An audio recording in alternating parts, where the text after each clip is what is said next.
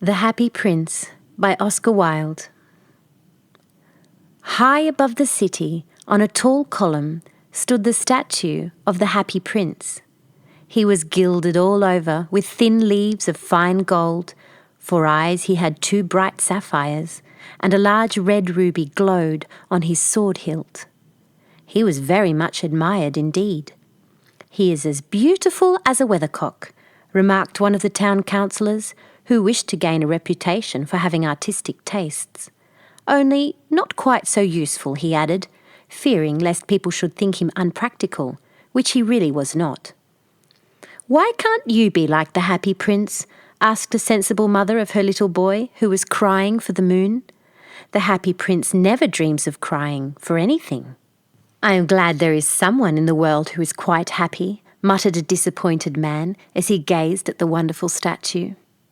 "He looks just like an angel," said the charity children as they came out of the cathedral in their bright scarlet cloaks and their clean white pinafores.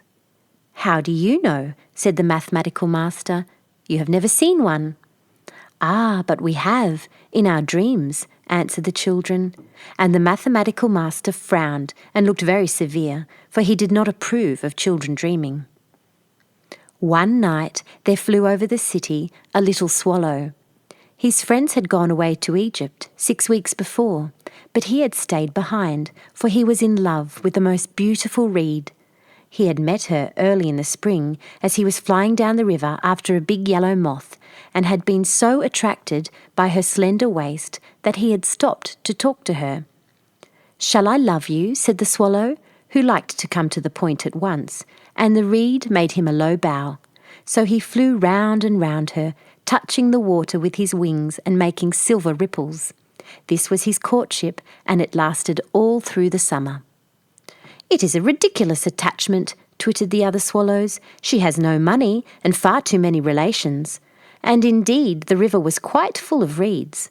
Then, when the autumn came, they all flew away. After they had gone, he felt lonely and began to tire of his lady love. "She has no conversation," said he, "and I am afraid that she is a coquette, for she is always flirting with the wind." And certainly, whenever the wind blew, the reed made the most graceful curtsies. "I admit that she is domestic," he continued, "but I love travelling, and my wife, consequently, should love travelling also." "Will you come away with me?" he said finally to her, but the reed shook her head. She was so attached to her home. "You have been trifling with me," he cried. "I am off to the pyramids. Goodbye." And he flew away. All day long he flew, and at night time he arrived at the city. "Where shall I put up?" he said. "I hope the town has made preparations." Then he saw the statue on the tall column. "I will put up there," he cried. "It is a fine position with plenty of fresh air." So he alighted just between the feet of the Happy Prince. "I have a golden bedroom," he said softly to himself as he looked around, and he prepared to go to sleep. But just as he was putting his head under his wing, a large drop of water fell on him. "What a curious thing," he cried. "There is not a single cloud in the sky. The stars are quite clear and bright, and yet it is raining. The climate in the north of Europe is really dreadful. The reed used to like the rain, but that was merely her selfishness." Then another drop fell. "What is the use of a statue if it cannot keep the rain off?" he said. "I must look for a good chimney pot," and he determined to fly away. But before he had opened his wings, a third drop fell, and he looked up and saw— what did he see? The eyes of the Happy Prince were filled with tears, and tears were running down his golden cheeks. His face was so beautiful in the moonlight that the little swallow was filled with pity. "Who are you?" he said. "I am the Happy Prince." "Why are you weeping then?" asked the swallow. "You have quite drenched me." "When I was alive and had a human heart," answered the statue, "I did not know what tears were, for I lived in the palace of Sans Souci, where sorrow is not allowed to enter. In the daytime I played with my companions in the garden, and in the evening I led the dance in the great hall. Round the garden ran a very lofty wall, but I never cared to ask what lay beyond it. Everything about me was so beautiful.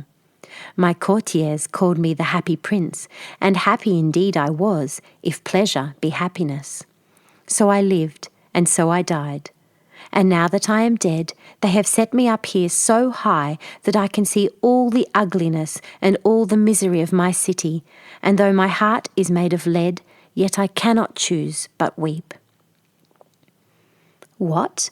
Is he not solid gold?" said the swallow to himself. He was too polite to make any personal remarks out loud. "Far away," continued the statue in a low, musical voice, "far away, in a little street, there is a poorhouse. One of the windows is open, and through it I can see a woman seated at a table. Her face is thin and worn, and she has coarse red hands, all pricked by the needle, for she is a seamstress. She is embroidering passion flowers on a satin gown for the loveliest of the Queen's maids of honour to wear at the next court ball. In a bed, in the corner of the room, her little boy is lying ill. He has a fever and is asking for oranges. His mother has nothing to give him but river water, so he is crying. Swallow, swallow, little swallow, will you not bring her the ruby out of my sword hilt? My feet are fastened to this pedestal, and I cannot move." "I am waited for in Egypt," said the swallow. "My friends are flying up and down the Nile and talking to the large lotus flowers. Soon they will go to sleep in the tomb of the great king. The king is there himself in his painted coffin. He is wrapped in yellow linen and embalmed with spices. Round his neck is a chain of pale green jade, and his hands are like withered leaves."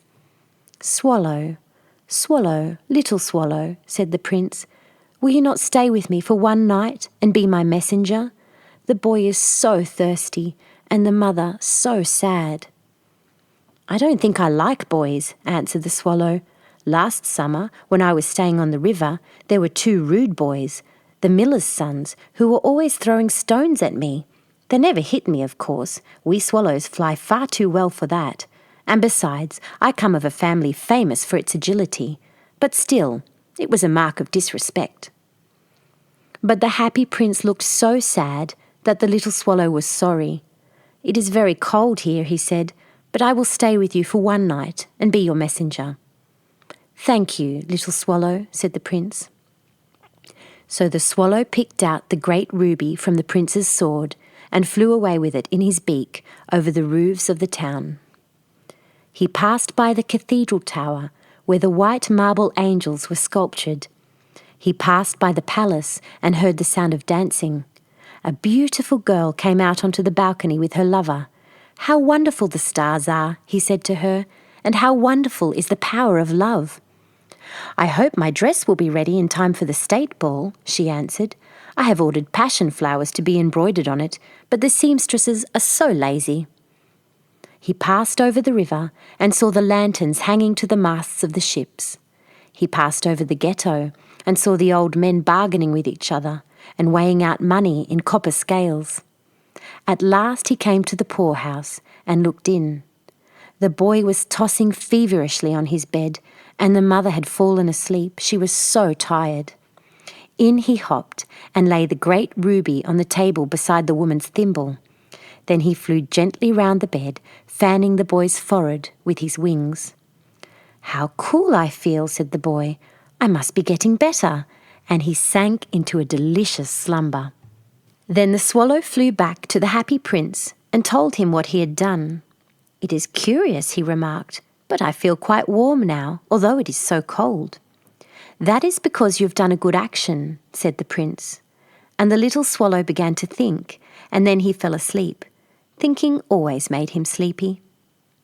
When day broke, he flew down to the river and had a bath. "What a remarkable phenomenon," said the professor of ornithology as he was passing over the bridge. "A swallow in winter." And he wrote a long letter about it to the local newspaper. Everyone quoted it. It was full of so many words that they could not understand. "Tonight I go to Egypt," said the swallow, and he was in high spirits at the prospect. He visited all the public monuments and sat a long time on the top of the church steeple. Wherever he went, the sparrows chirruped and said to each other, "What a distinguished stranger!" So he enjoyed himself very much. When the moon rose, he flew back to the happy prince. "Have you any commissions for Egypt?" he cried. "I'm just starting."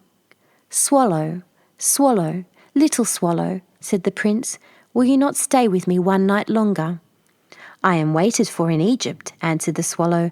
"Tomorrow my friends will fly up to the second cataract. The river horse couches there amongst the bulrushes, and on a great granite throne sits the god Memnon. All night long he watches the stars, and when the morning star shines, he utters one cry of joy, and then he is silent. At noon the yellow lions come down to the water's edge to drink. They have eyes like green beryls, and their roar is louder than the roar of the cataract." "Swallow, swallow, little swallow," said the prince. "Far away across the city I see a young man in a garret. He is leaning over a desk covered with papers, and in a tumbler by his side there is a bunch of withered violets. His hair is brown and crisp, and his lips are red as a pomegranate, and he has large and dreamy eyes. He is trying to finish a play for the director of the theatre, but he is too cold to write any more. There is no fire in the grate, and hunger has made him faint." "I will wait with you one night longer," said the swallow, who really had a good heart. "Shall I take him another ruby?" "Alas, I have no ruby now," said the prince. "My eyes are all that I have left. They are made of rare sapphires, which were brought out of India 1,000 years ago. Pluck out one of them and take it to him. He will sell it to the jeweller and buy food and firewood and finish his play." "Dear prince," said the swallow, "I cannot do that," and he began to weep. "Swallow, swallow, little swallow," said the prince, "do as I command you." So the swallow plucked out the prince's eye and flew away to the student's garret. It was easy enough to get in, as there was a hole in the roof. Through this he darted and came into the room. The young man had his head buried in his hands, so he did not hear the flutter of the bird's wings, and when he looked up he found the beautiful sapphire lying on the withered violets. "I am beginning to be appreciated," he cried. "This is from some great admirer. Now I can finish my play," and he looked quite happy. The next day the swallow flew down to the harbour. He sat on the mast of a large vessel and watched the sailors hauling big chests out of the hold with ropes. "Heave ahoy!" they shouted as each chest came up. "I am going to Egypt," cried the swallow, but nobody minded, and when the moon rose he flew back to the happy prince. "I am come to bid you goodbye," he cried. "Swallow, swallow, little swallow," said the prince, "will you not stay with me one night longer?" "It is winter," answered the swallow, "and the chill snow will soon be here. In Egypt the sun is warm on the green palm trees, and the crocodiles lie in the mud and look lazily about them. My companions are building a nest in the temple of Baalbek, and the pink and white doves are watching them and cooing to each other. Dear prince, I must leave you, but I will never forget you, and next spring I will bring you back 2 beautiful jewels in place of those you have given away. The ruby shall be redder than a red rose, and the sapphire shall be as blue as the great sea." "In the square below," said the happy prince, "there stands a little match girl. She has let her matches fall in the gutter, and they are all spoiled. Her father will beat her if she does not bring home some money, and she is crying. She has no shoes or stockings, and her little head is bare. Pluck out my other eye and give it to her, and her father will not beat her." "I will stay with you one night longer," said the swallow, "but I cannot pluck out your eye. You would be quite blind then." "Swallow, swallow, little swallow," said the prince, "do as I command you." So he plucked out the prince's other eye and darted down with it. He swooped past the match girl and slipped the jewel into the palm of her hand. "What a lovely bit of glass!" cried the little girl, and she ran home laughing. Then the swallow came back to the prince. "You are blind now," he said, "so I will stay with you always." "No, little swallow," said the poor prince, "you must go away to Egypt." "I will stay with you always," said the swallow, and he slept at the prince's feet. All the next day he sat on the prince's shoulder and told him stories of what he had seen in strange lands. He told him of the red ibises who stand in long rows on the banks of the Nile and catch goldfish in their beaks, of the Sphinx, who is as old as the world itself and lives in the desert and knows everything, of the merchants who walk slowly by the side of their camels and carry amber beads in their hands, of the king of the mountains of the moon, who is as black as ebony and worships a large crystal, of the great green snake that sleeps in a palm tree and has 20 priests to feed it with honey cakes, and of the pygmies who sail over a big lake on large flat leaves and are always at war with the butterflies. "Dear little swallow," said the prince, "you tell me of marvellous things, but more marvellous than anything is the suffering of men and women. There is no mystery so great as misery. Fly over my city, little swallow, and tell me what you see there." So the swallow flew over the great city and saw the rich making merry in their beautiful houses, while the beggars were sitting at the gates. He flew into dark lanes and saw the white faces of starving children looking out listlessly at the black streets. Under the archway of a bridge, 2 little boys were lying in one another's arms to try and keep themselves warm. "How hungry we are," they said. "You must not lie here," shouted the watchman, and they wandered out into the rain. Then he flew back and told the prince what he had seen. "I am covered with fine gold," said the prince. "You must take it off, leaf by leaf, and give it to my poor. The living always think that gold can make them happy."